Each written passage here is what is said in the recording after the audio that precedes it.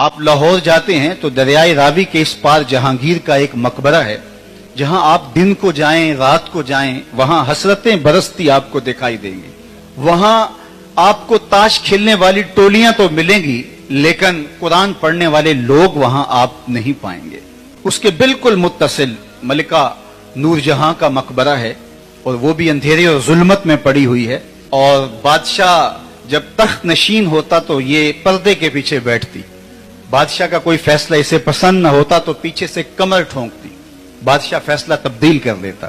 جس کے اشارہ ابرو پہ ہندوستان کی تقدیر کے فیصلے لکھے تھے، آج اس کی قبر پہ بھی حسرتیں برس رہی ہیں۔ ان کی اپنی بیٹی زیب النساء کی قبر پہ اس کا اپنا شعر اس کے لوح مزار پہ لکھا ہے۔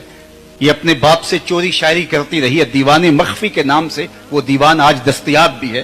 اس کا اپنا شعر اس کے لوح مزار پہ لکھا ہے، ہم غریبوں کی قبر پہ نہ کوئی چراغ جلانے آئے گا، نہ کوئی پھول ڈالنے آئے گا، نہ کسی بلبل نے جو ہے وہ گیت گانے ہیں، اور نہ کسی پروانے نے پر جلانے ہیں۔ آج غریب بنے ہوئے ہیں، بر مزار ما غریباں، جو مطلق العنان حکمران تھے، بر صغیر پاک و ہند کی راجدھانی جن کے زیر نگین تھی، آج وہ کہہ رہے ہیں بر مزار ما غریباں نہ چراغ نہ گلے۔ یہ میں راوی کے اس پار کی کہانی سنائی ہے۔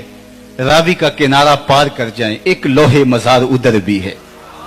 یہاں تو لکھا ہے بر مزار ما غریباں نہ چراغ نہ گلے، اور وہاں لکھا ہے گنج بخش فیض عالم مظہر نور خدا، نا کساں را پیر کامل کاملاں را رہنما۔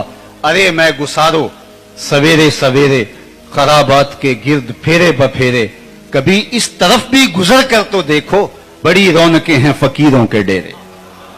تو کہا کہ جو اللہ اس کے رسول کے ساتھ اپنے ربط باطن کو قائم کرتا ہے تو پھر میرا عہد ہے، میں پھر مرنے نہیں دیتا، حیات طیبہ بخش دیتا ہوں، ابدی زندگی دے دیتا ہوں، انہیں ایسی عزت سے سرفراز کرتا ہوں جس کو زوال نہیں ہوتا، ان کو کامیابی عطا کر دیتا ہوں۔ موت اوروں کے لیے ہے، ان کے لیے وصل حبیب کا ایک ذریعہ بن جاتی ہے۔